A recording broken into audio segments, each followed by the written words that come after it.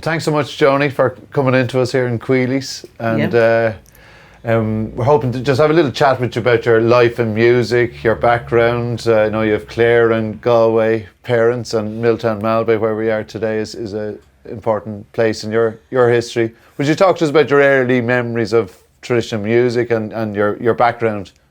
Well, I was born in May 26, 1965. Fado. But my mother is from Miltown Malbay and my dad from Portumna in County Galway. And both of them emigrated from Ireland over to New York City. And my father was a great accordion player and very well known and respected in New York, in the tri-state area.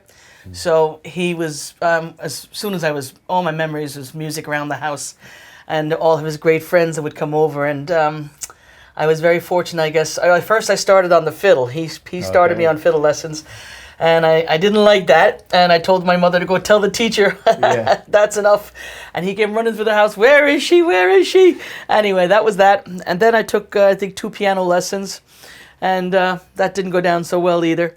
And then one day, I saw a friend of mine came over to the house, and she was taking whistle lessons with Jack Cohn. And Jack Cohn was a great flute player and whistle player from Woodford in County Galway. And Jack lived literally 5 houses around the corner. Oh, wow. So we lived in the Woodlawn section of the Bronx, a very strong Irish-American diaspora there. And so many of the kids were playing Irish music.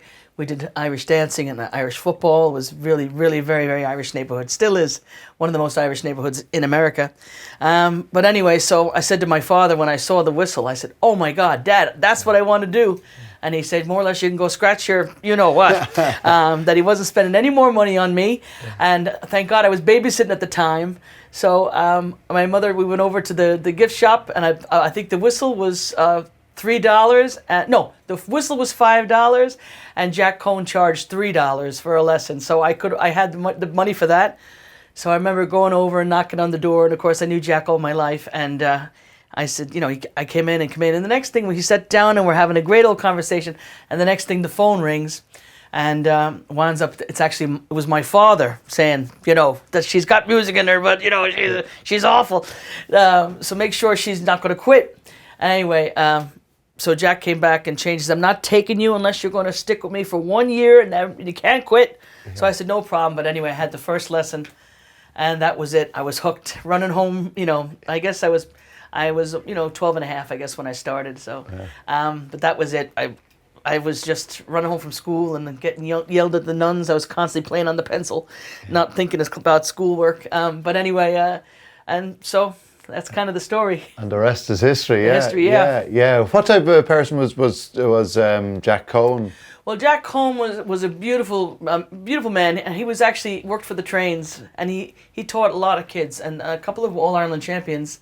I'm not just the only one. So he did a great job, and the remarkable thing is that my father's uncles, Dick and Brud Stanley, they were from Woodford, and they taught Jack. Oh, so it was kind of Jack learned from them, and then now Jack was teaching me. So, but Jack was a wonderful man. A very simple, very, very simple way of playing. Like he would go.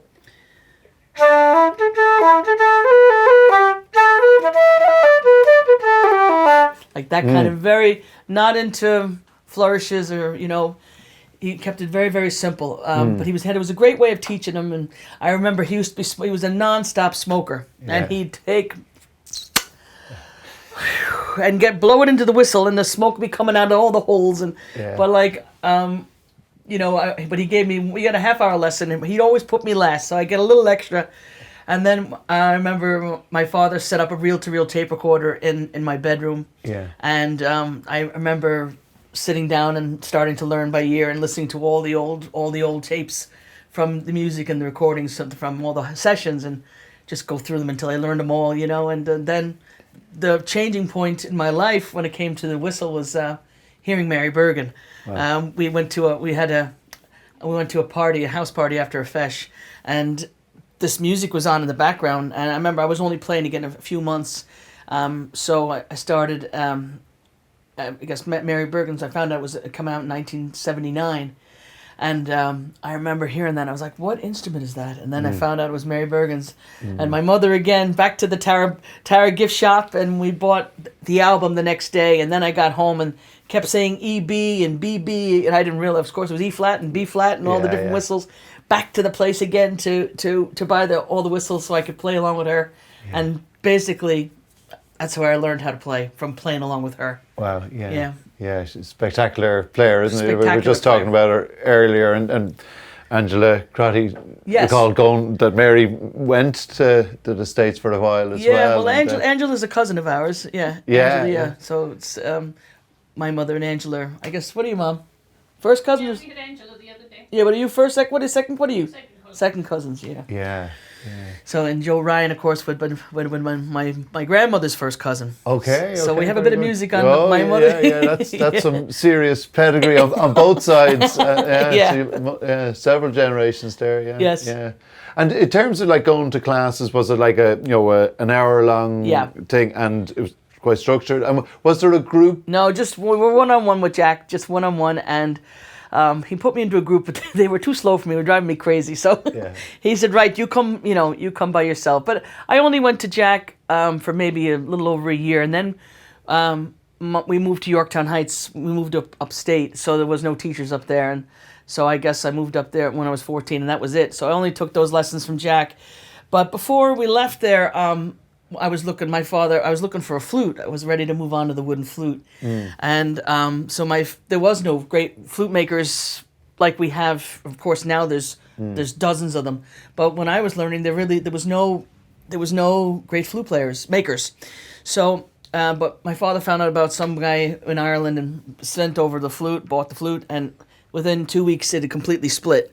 Sent it back. He fixed it, sent it out, split. Sent another flute, split. It wasn't the African blackwood they were making. It was a cheaper wood. And anyway, he just said to my father, listen, you're going to have to find a piece of wood that's been acclimated to America. Go to the auctions, you'll find something. Yeah. So my father had a great friend, Sean McGlynn, who was an incredible accordion player. And Sean was from Teena in County Galway. And he would have taught Billy McComiskey, and just an amazing musician. But Sean was always going to instrument auctions. So he called up Sean and said, listen, would you go, if you see, would you pick one up, and whatever it is, I'll pay you for it, Yeah. So I got we got the phone call that Sean's coming over and that he got a flute, and I couldn't sleep. I was so excited. And the next thing, he comes over, and I opened up the case with all this, and there was a silver flute sitting in the case. Yeah. And I kind of went, what the heck? And, of course I said thank you and that. But I went to bed. My father and Sean were playing a few tunes, and I went into my bed. I had school in the morning, and the next thing the door opens up, and Sean came in, and he sat down the edge of the bed, and he said, listen, I know you don't like the flute. And he says, but listen, I'm telling you, you have all the keys there, and you can do everything on there, and I know you're going to make it.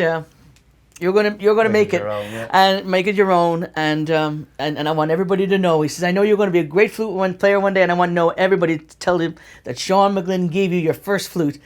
So it wasn't just maybe 2 years after that. I was doing the Philadelphia Irish Music Festival, and the lineup was you had. Matt Molloy was there, and Mike Rafferty, and Mike Preston, who was another huge hero of mine on the flute. Mike Rafferty, another incredible musician from Galway, my father's best friend, and they were so good to me growing up. But I played, and Josie McDermott was in it as well. Brilliant. But I remember finished playing the solo. You're going around, and I'm sitting there next to Matt Molloy. Jesus. Anyway, when I finished, I got a tap on the shoulder and turned around, and it was Matt Molloy talking to me, and I said, oh my God. And he said, geez, I never heard anybody make one of them things sound like a flute. Yeah. And I said, well, I'm just looking for a wooden flute. As soon as I find one, I'm going to switch. He says, well, Jesus, I wouldn't switch if I were you. So once Matt Molloy told me it was okay, that's why I still play this contraption. Yeah. Speaking of which, would you mind giving us a tune? Maybe is there anything that you associate with your early years playing? With my father, I guess. With my dad, he loved this tune. Oh, my father.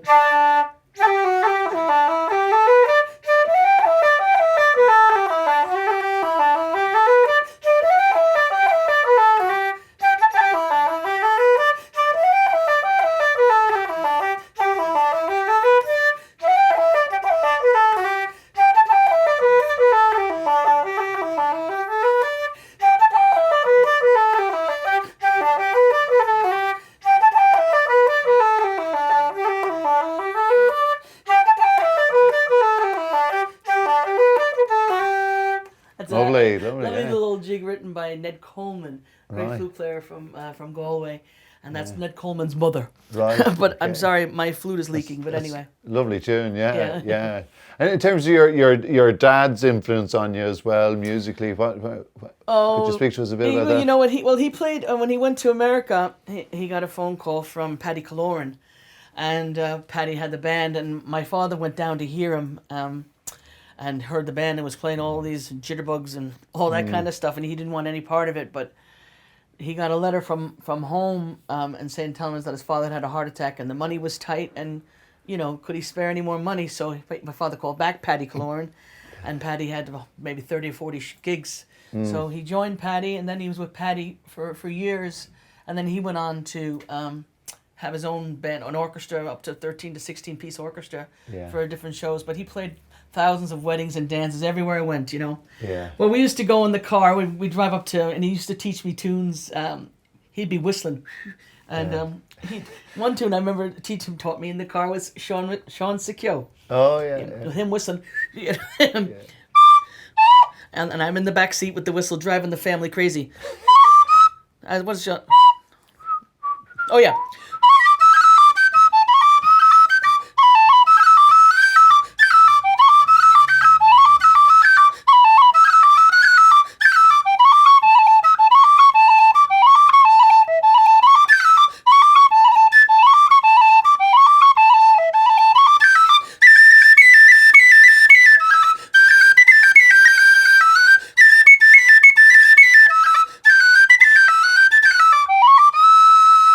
That's a great tune, isn't it? Yeah. That's one yeah. he taught me that I remember what the word, what I'm trying to say. I really remember that one. Yeah. And in terms of your early trips to Ireland, I know you won All Irelands, and could you talk to us about what was the Well, I went to grammar school. There was so many kids playing Irish music where I went.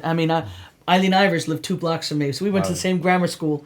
But she was an All-Ireland champion a bunch of times. I remember telling her that I had started playing music. She says, "What are you playing?" I said, "I'm playing the whistle." She says, "The whistle's for babies." So anyway, every time she hires me to play on one of her records, baby this, Yeah. But so my school was full of kids playing Irish music, so it was not strange. So my parents sent me, I qualified, I guess in 1978 was the first one. So I was only playing a few months at that stage. And I went and I competed, and I got a score of 78, and said, very promising. Yeah. So, but that really opened my eyes to what the whistle could do, because I never heard that kind of whistle playing. I actually never heard anybody playing a whistle in New York. I never heard it, because they considered, Jack Cohn used to say, the whistle is a toy until you get good enough to play the flute, So for me, that really opened, I went, oh my God, okay. And then I got the Mary Bergen record. So when I came back, the next year I got Mary Bergen. So then I started, and then I went back over, I guess and I got second on the whistle with my father. Was there for that, and I wrote a couple of tunes. I wrote my first tune for that, and I played it at the competition. I never played it once in New York. I played it for the competition, and then I went back the next year, and everybody was playing it. Great.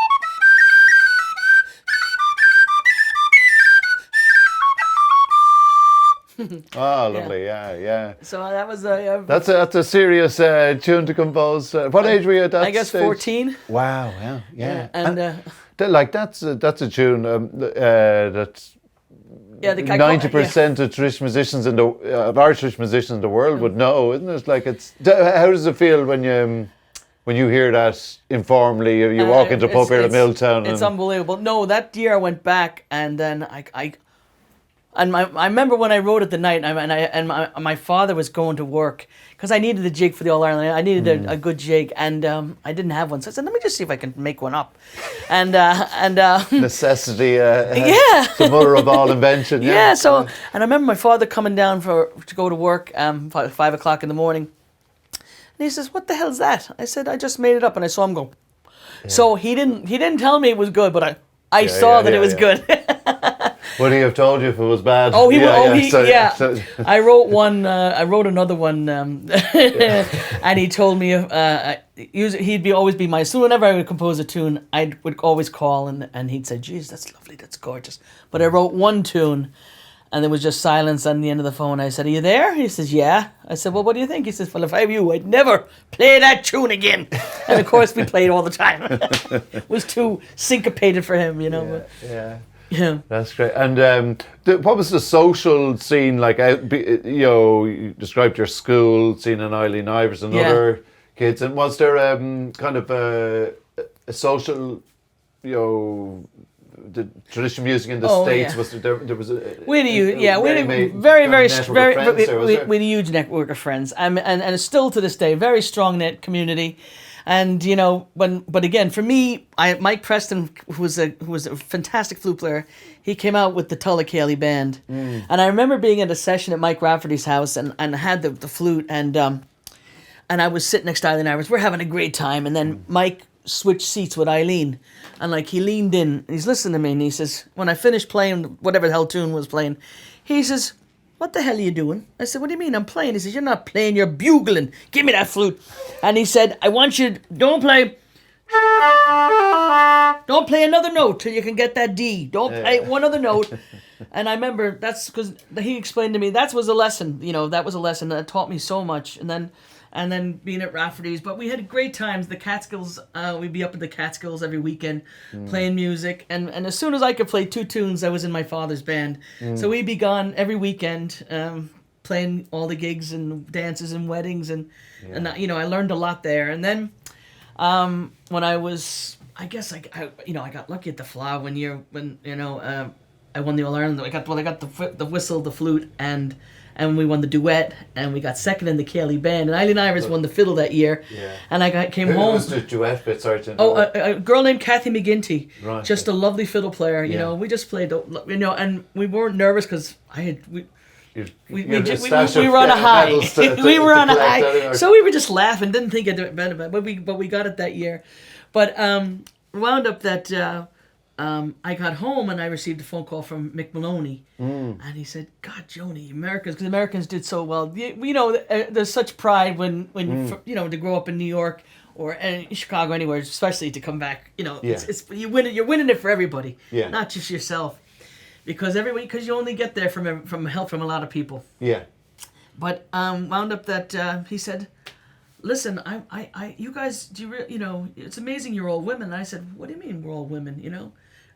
But we had, even our Queally band, there was 9 women, and the drummer was just Tommy Smythe, but the rest of us, were all women." And he said, "This is amazing, Joanie, because there's never been this role of women in the music." He said, "This is just incredible. I want to do a concert series in New York, and I want you to MC it and run it and help me pick the people because you know everybody." And he said, "I'm going to do 3 concerts." I said, "What are you going to call the series? Cherish the Ladies?" I just, off the top of my head. Yeah. And then we did the 3 concerts, and they were all sold out. And then we went on to record an album, which was just like individuals. Yeah. And then Mick got a grant.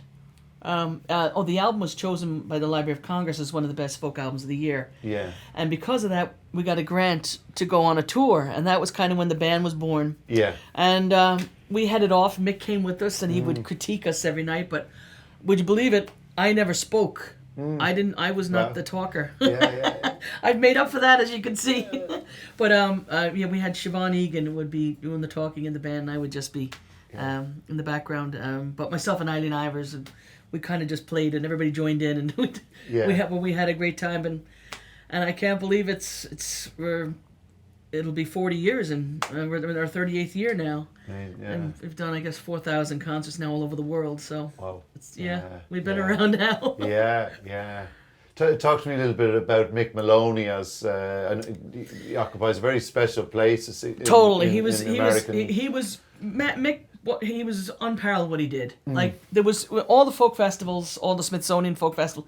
Mick got Irish music on to be recognized with all the other major ethnic folk arts.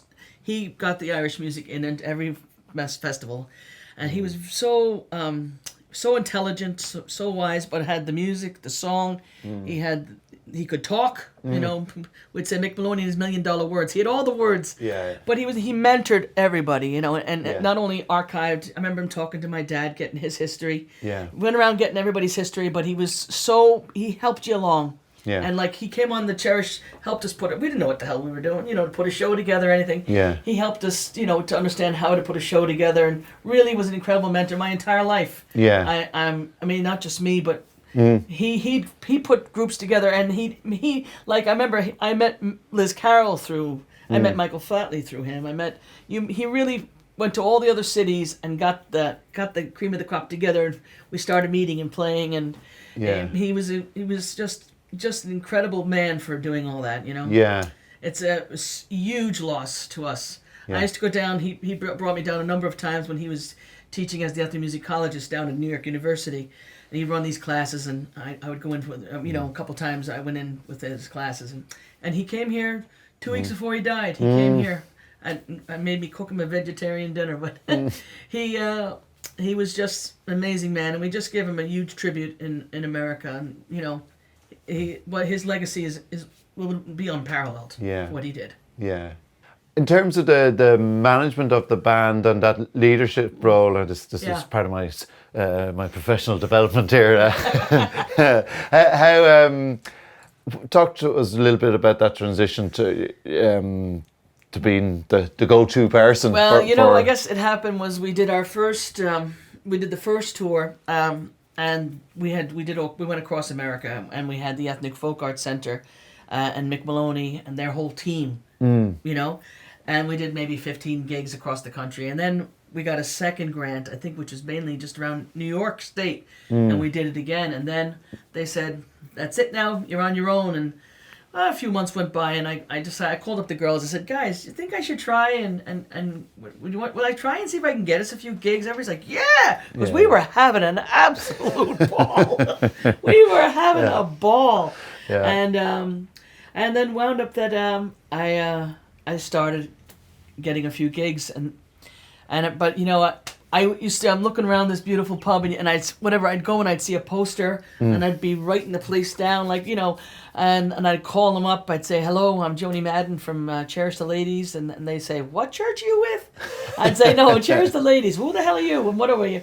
So it was a long uphill battle, but I started booking the band. Basically, I'd be sending out packets. I'd be there 12 hours a day, every day. And finally we were getting more, and people thought we were, we had to really climb a mountain, because people thought we were just like a marketing ploy, and then we'd get there and they're like, holy jeez, you guys can really play and put on a show. We always had the dancers, a big part of us. We always had the singer, and the dancer was a big group. But I just kept at it, and then finally I got to the point. I said, guys, I need you to quit your jobs, because I can't keep up. And then I was booking 250 days a year. I was booking 250 days when I think about it. And but again, we had no internet, to look for anything or directions or anything. I spent half my life lost. Yeah. We would do these tours, and we'd be like in Montana, and we'd have two vans, say, and we'd be driving down the road, and then you'd realize that there was a mistake on the directions, and you couldn't call the other van. Yeah. And if they didn't know, they could go 2 hours out of the way in the wrong direction, but which happened. Yeah. And but if we only had what people have now. Google Maps. Google Maps. I mean, being able to social media. There was none of that. To try and get your word out about your band. Basically, the way you did it was go to a city. You'll have 100 people. Go back go back again. You'll have 200. Go back. You'll have 400. Just keep building your audience. But it was basically we were on the road. Yeah. And living out of a suitcase but now it's somebody. I guess somebody has to do it, and it fell on my laps. And then but I remember when we signed with Green Linnet Records, and they wanted everybody to. Nobody would sign that we'd make 3 albums. So I said, I'll sign. We are going to make 3 albums. Yeah. So which we did, and then we went on to RCA. So I guess we've made 18 CDs now. Yeah. Wow. With the band. Yeah. In 38 years, you say, I'm counting. Yeah. I know, but in a million years that I ever think. Yeah. That and it's great. Especially I remember the first time coming back to Ireland as a bunch of Yanks. Like, it was huge. For us to come back here and get. We've got the support. Got the. The crowds came out. I remember meeting some old guy telling me, "What do you play the flute? Girls can't play the flute." We had to break down a lot of barriers because there wasn't women doing this. Yeah. We were. Particularly like 38 years ago. That's a totally different. The role models aren't there. Yeah, it was pioneering. Well, it's great when now young girls coming up to us, because my poor parents, I gave them many sleepless nights. Like, what the heck are you doing? Quitting college. I said, I'm going to play my music around the world. And my father goes, you're going to play your music around the world, Joanie. I'll be picking you up in the Bowery. Because there was there wasn't only the chieftains who were doing it. Like, really, there wasn't that many, and of course there was brilliant musicians, but nobody really making a full-time living of it. Yeah. But I remember I was playing, I got to play with the Boston Pops in Tanglewood, and just myself without the band, and I went up and I'm playing with the symphony, and I looked down and there's my father crying his eyeballs out, and he came back and he says, "You friggin' did it. You did everything you said you were going to do." And he says, "All I did was try and stop you." I said, "You know what, Dad? You pissed me off because you said I couldn't do it." And reverse psychology. It worked. But it's to me now, I'm just so thankful to have had the life that I've had with music and getting to play all over the world and make a living doing what I do. I mean, if anybody tells you that's the life of Riley, they have another thing coming. It's an incredible amount of work, and keeping a band together is no easy feat. And we had with us, there was the big thing that came in our way was the babies. Them damn babies came along. And, and then somebody, they'd say, "Oh, I'm not going. I'll be back in 6 weeks." Once that baby. And of course, that was it. The babies. Once the babies came in, you lost. Priorities changed. Exactly. Yeah. But we've kept the show on the road and catching up on the chieftains now. I remember saying when they were 25, I'm like, can you imagine their 25 years?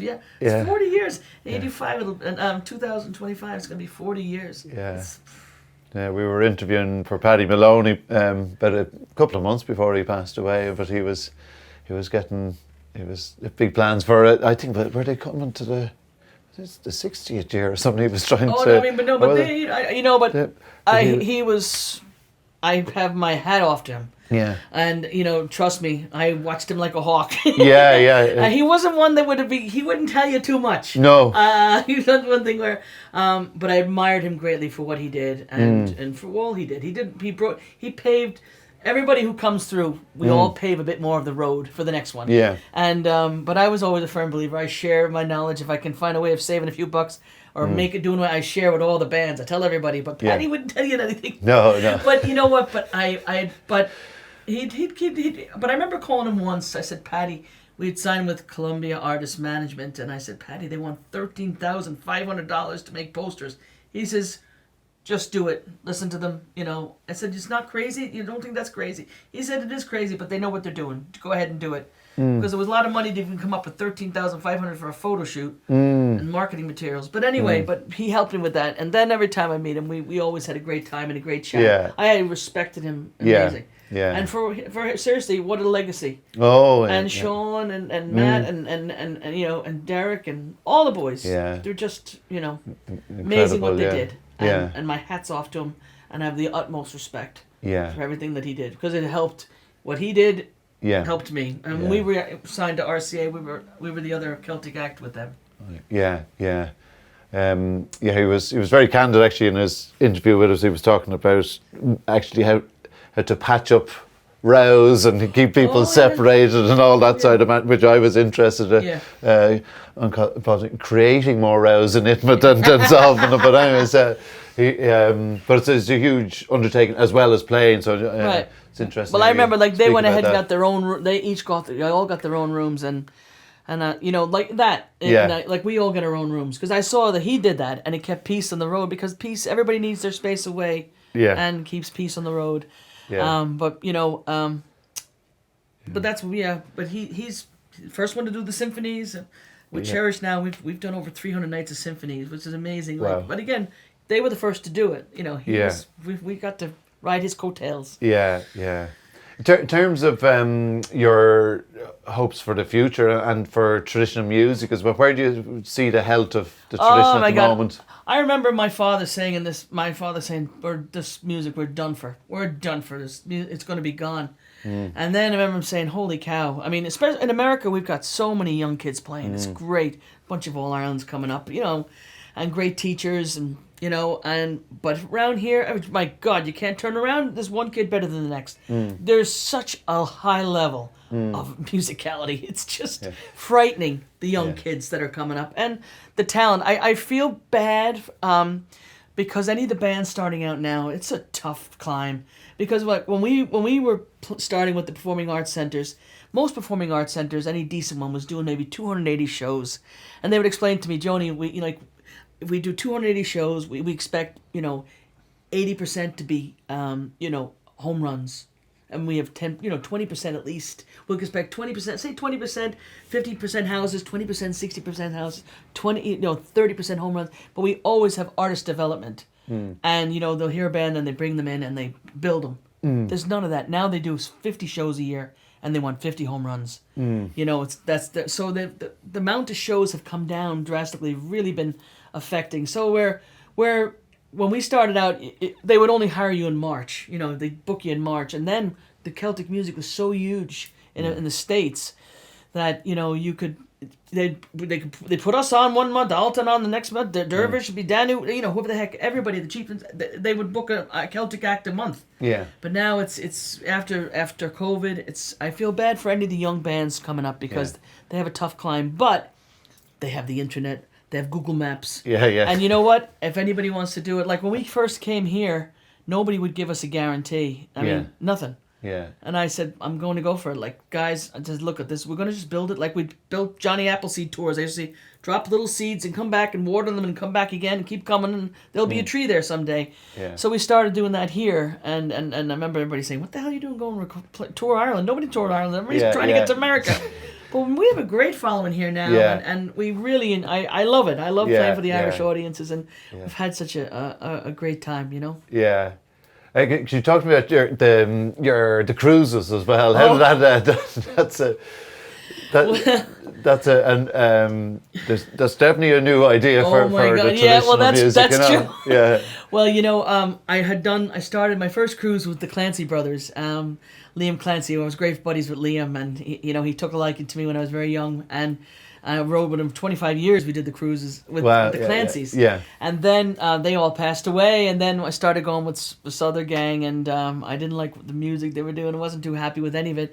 And it was actually my mother over there said, Joan, you're going to run your own cruise. I said, Mom, it's cost a fortune, and it's a gamble, and she says, I'll back you. Yeah, good on her. So anyway, I actually she didn't back me. I backed myself. I went down, I met them, and I did the first cruise, and we had 587 on the first one. Yeah. Because people kept telling me a trad cruise is not going to go. I mean, I still do the set dance, and I have the waltzing and jiving, but the majority of the people are all trad musicians, and but then what's the beauty of it is I have like on this next cruise I have almost 100 musicians. But then there's about 200 passengers that play, so they're coming for the sessions, and I start the music at 10 in the morning, we finish at 4 in the morning, and it's all day long, non-stop, and it's become, I have over 1,000 people. They won't give me any more cabins for this next cruise. 1,000 people booked. I could easily have 1,400 people. Wow, yeah. But I love doing the bus tours. I love bringing people to Ireland. I got the bus tours and the cruises, and we're booking again. Just now we're doing a river cruise. I've become like a bit of a travel agent, but I love bringing people around. I love bringing good musicians together, and I have a no asshole rule. No assholes. No assholes. That's not an acronym. No, that's full. That's. I just say, look, at everybody's coming together, and just get along with it. I throw everybody together. You're playing with you. I don't care if you don't play. We're gonna mix it up, and everybody has a ball, and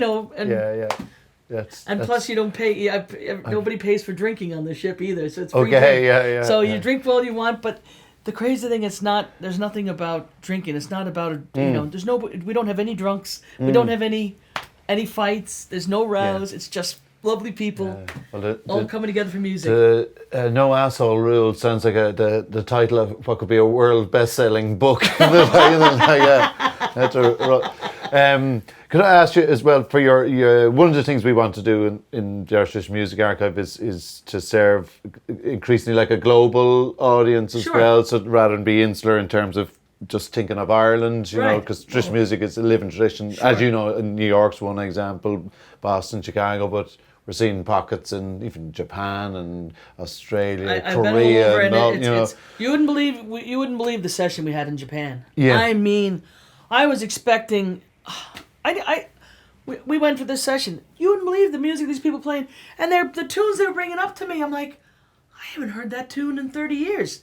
Old tunes that they really know their stuff, and Australia and New Zealand, and playing music in China. You wouldn't believe all the kids playing China. It's unbelievable. We went to China, and that young whistle kid. Chinese whistle kid. He's friends with Siobhan Keane, isn't it? He heard me back. That's how he got into it. Wow, when we were on tour in China, and then he came up when he was here. I brought him up on stage. He came to our concert, and I brought him up and played with. But I mean, it's amazing. It's amazing, and you're right to be. Yeah. Would you have any advice for the archive? What you think we should be doing? Well, advice for you. You guys do an amazing job. I'll tell you what my embarrassment is, that I haven't been there. Oh well, we can we'll solve that. Yeah. But no, I think the best thing, video, get it out there, get more people sharing it. Well, I'll share whatever I can do to help when this comes out. But I think, I have no problem helping whatever I can do to help. I believe in helping everybody, right? The heck. Great. But how do I tell you? We have that on camera now, haven't we? I will help any way I can. No. Would you play a tune, another blast of tunes for us? I'm not going to play my flute because I've got a leak, and plus I think it was out too late last night. A blast of tunes. What do we do? That makes two of us. So. I'll play a couple I wrote here then. All right.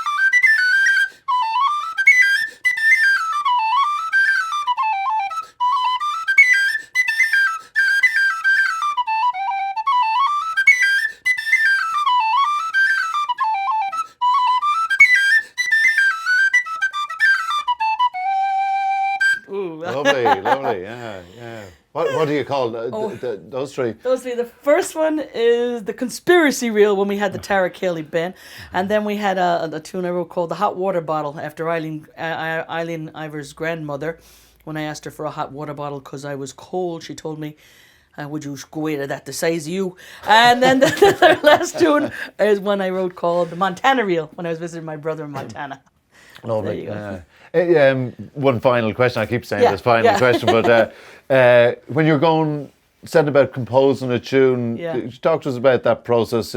Is it something that you consciously do, or other tunes come to you, or do you compose with an instrument at hand, or out for a walk, or what? What's that process like? You know, it's funny. Liz Carroll would tell me she would actually sit down and she writes. Not me. It's like it just comes to me. I write in 2 minutes. It just, sometimes I'm going down the road, I'm singing to the phone, something comes to my head, but usually just something comes to me, and I write a tune in 2 minutes. That's it. Just comes to me. Yeah. Something inspires me. I wrote one there called The Boat to Boffin because I got seasick,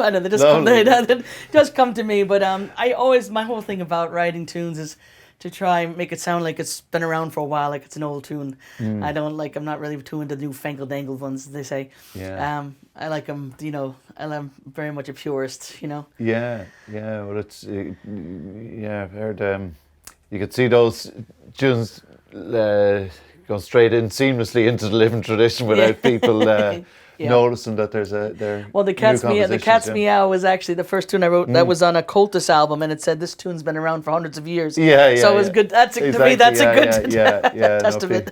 Yeah. Well, thanks so much, Joanie. Thank you very much. All day, and really appreciate you taking the time. I appreciate it. Hopefully, the Canadian got my good side. Yeah. Thank you very much, guys. Appreciate it.